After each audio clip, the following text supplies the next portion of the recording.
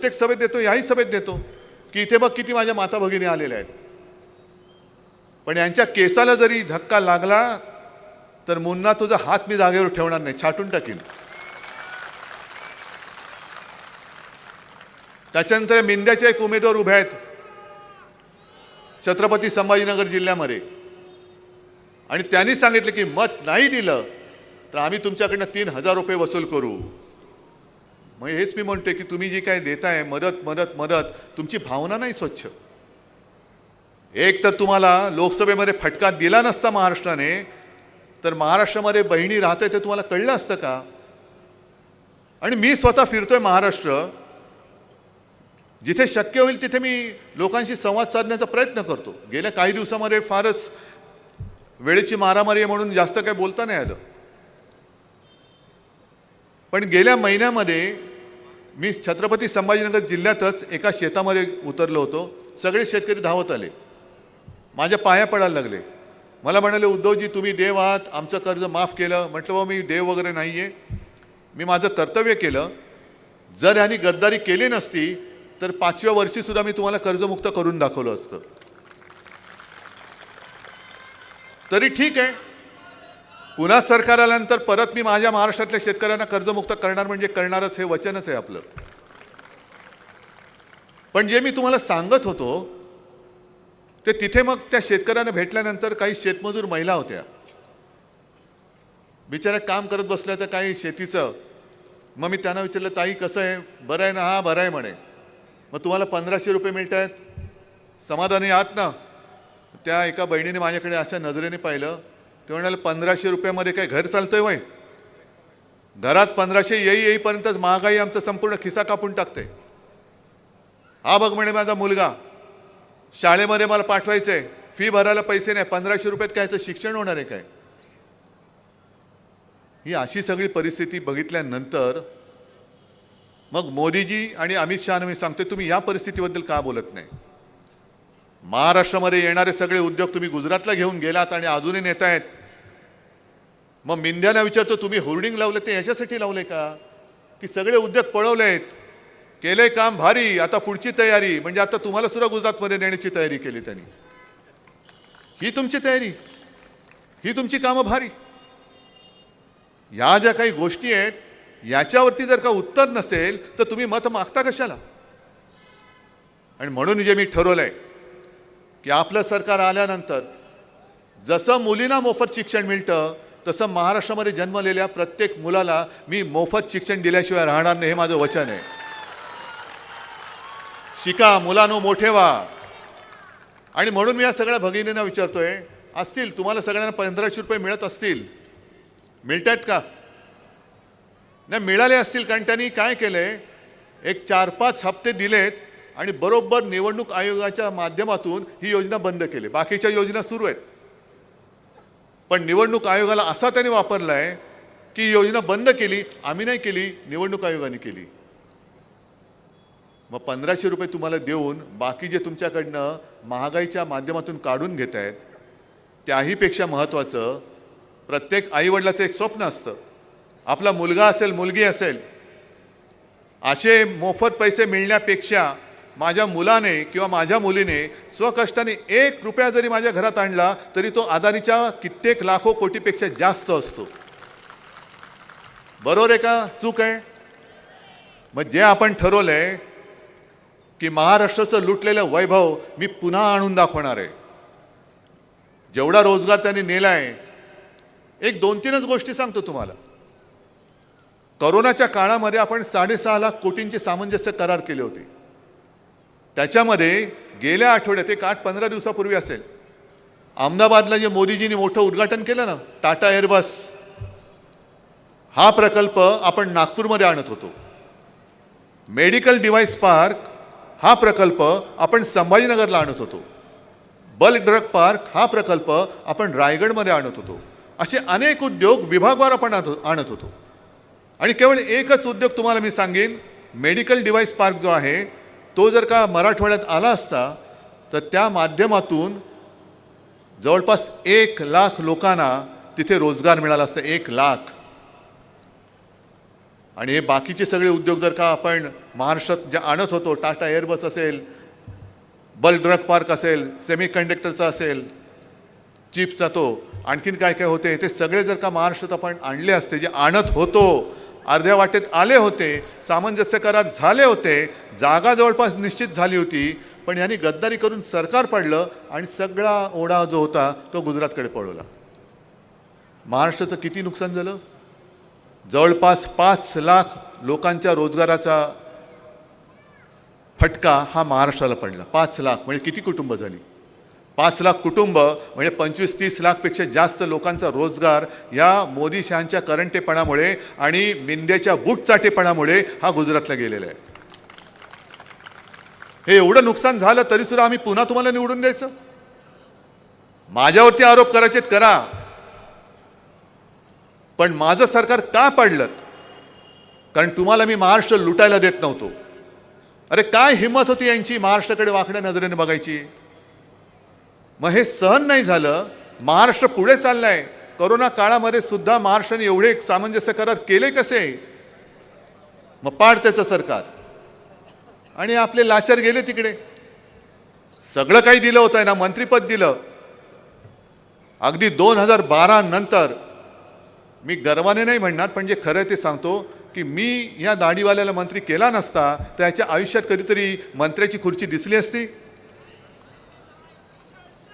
याच्या मुलाला घरातनं उचलून बोल्यावरती चढवला नसता तर हा कधीतरी खासदार झाला असता?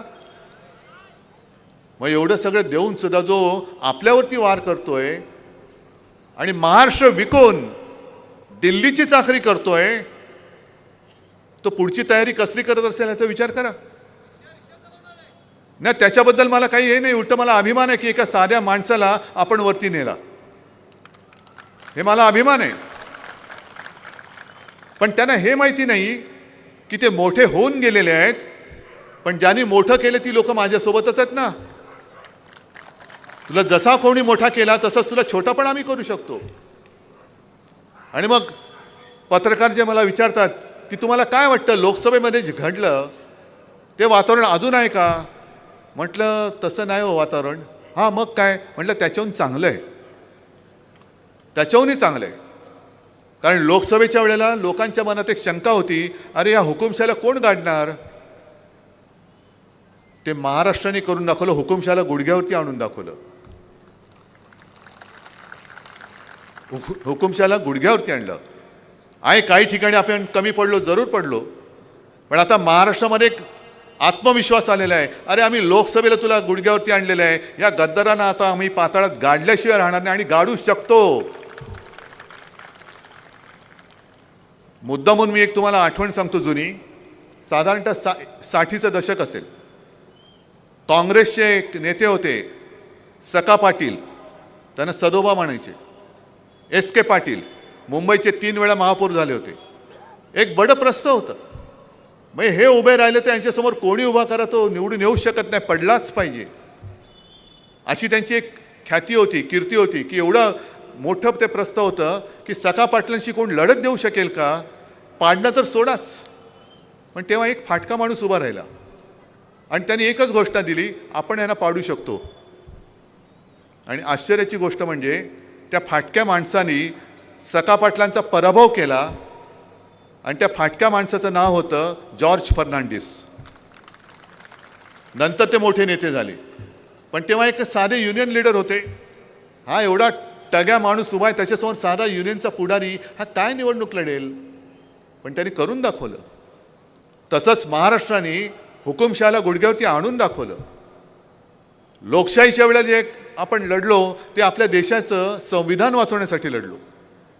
आणि आता जे काय आपण लढतो आहोत तो महाराष्ट्राचा स्वाभिमान, महाराष्ट्राची अस्मिता आणि महाराष्ट्राचा तो जो बाणा आहे तो टिकवण्यासाठी म्हणून लढतो आहोत. मग तुमच्या अस्तित्वाचा प्रश्न आहे का? म्हटलं माझं अस्तित्व जनतेने ठरवायचे, पण हा माझ्या अस्तित्वाचा प्रश्न नाही, महाराष्ट्राच्या अस्तित्वाचा प्रश्न आहे. महाराष्ट्र कोणत्या दिशेला जाणार?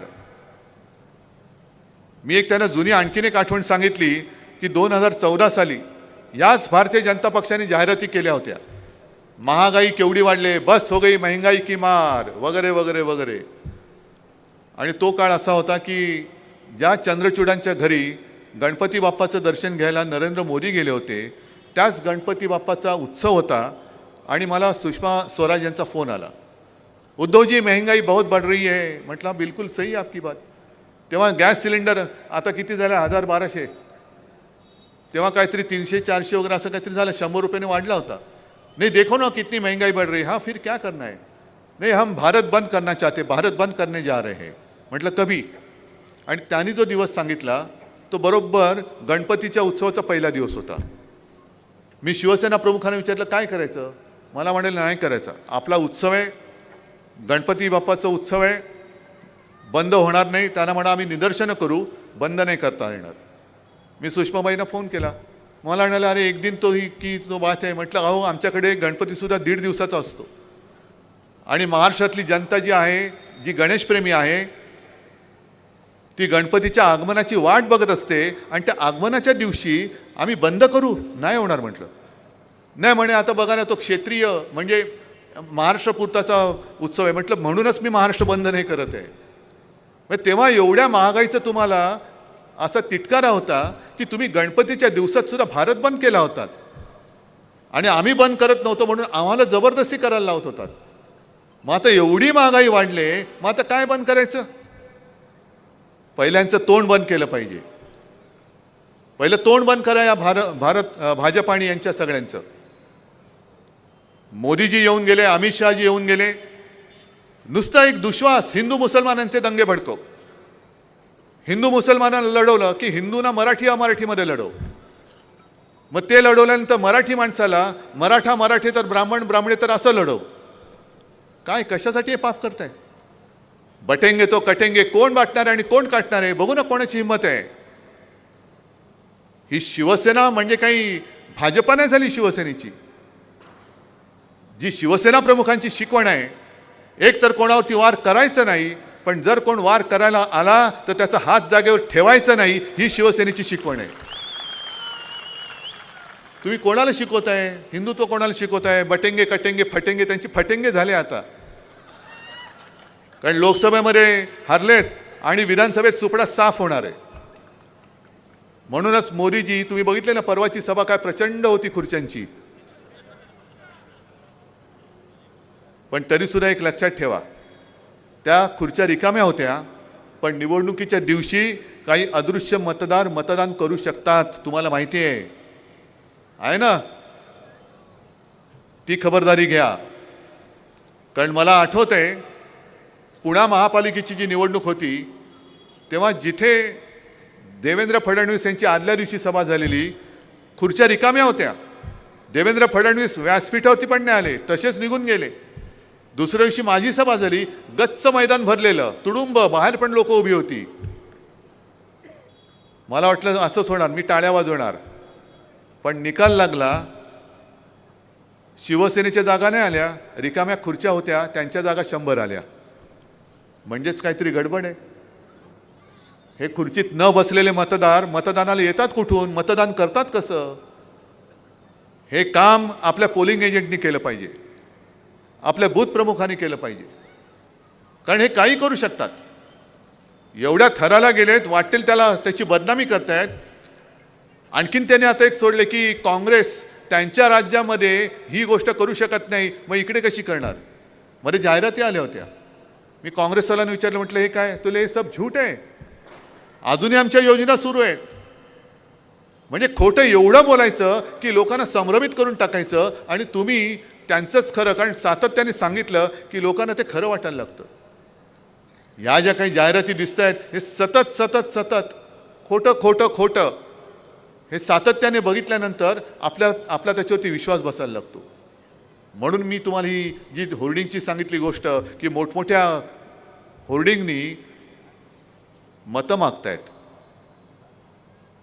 ही मतं ही नुसती त्यांच्या थापांवरती देऊन चालणार नाही.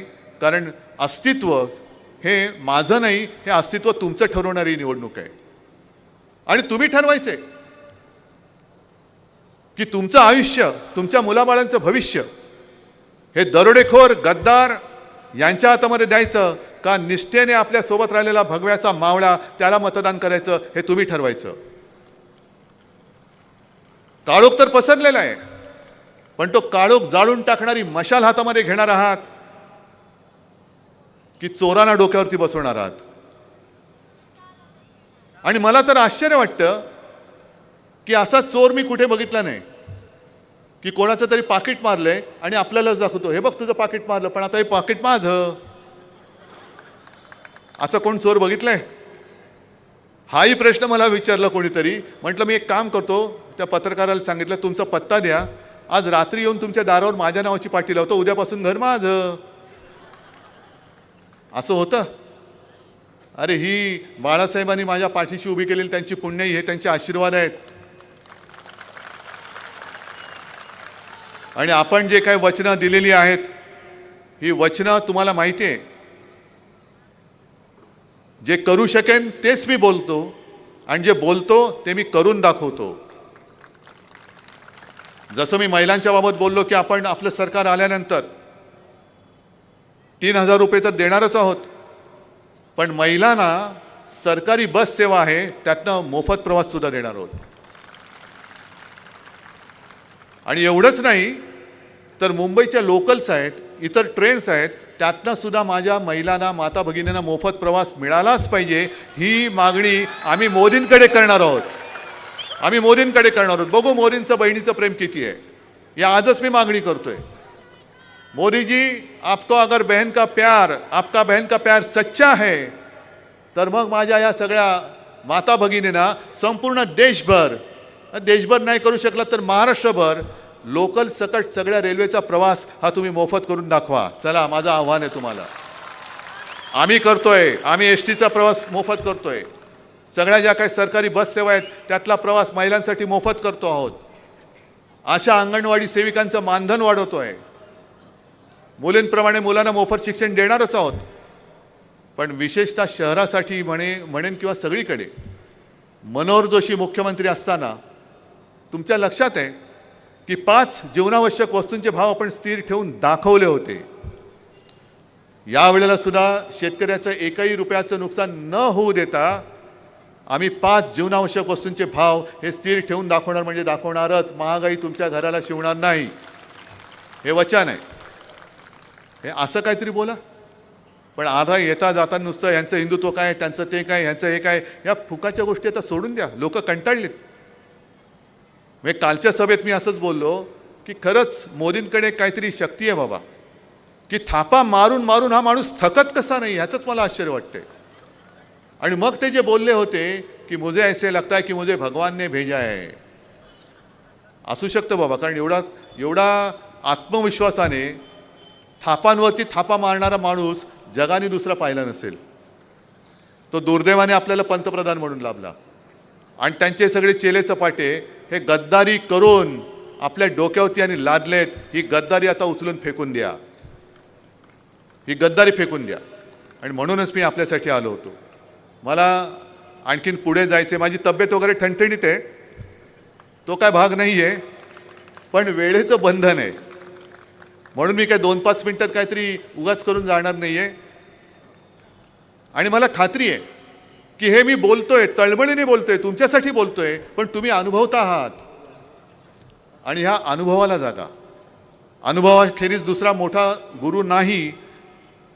तो अनुभव तुम्हाला काय सांगतोय? शिवसेनेचं म्हणजे ही माझी शिवसेना, आपली शिवसेना. मी निवडणूक आयोगाचा अधिकार मानत नाही. त्यांना निवडणुकीचं चिन्ह बदलण्याचा अधिकार असेल, आहे, पण माझ्या पक्षाचं नाव जे माझ्या आजोबांनी आणि माझ्या वडिलांनी ठेवलेलं आहे ते बदलण्याचा अधिकार मी निवडणूक आयोगाचा मानत नाही. तो मी मानणार नाही. माझी शिवसेना हीच शिवसेना आहे. बाकीची मिंदेंची सेना ही मिंदे सेना असेल, मिंदेंची सेना असेल. आणि त्याच करता हात जोडून त्याच्यामुळे आता मनात कुठे शंका ठेवू नका. 20 तारखेला मशालीवरती आपल्या पसंतीचं मत नोंदवून तुमचं आयुष्यातला अंधार दूर करा, ही सगळ्यांना विनंती करतो. जय हिंद, जय महाराष्ट्र.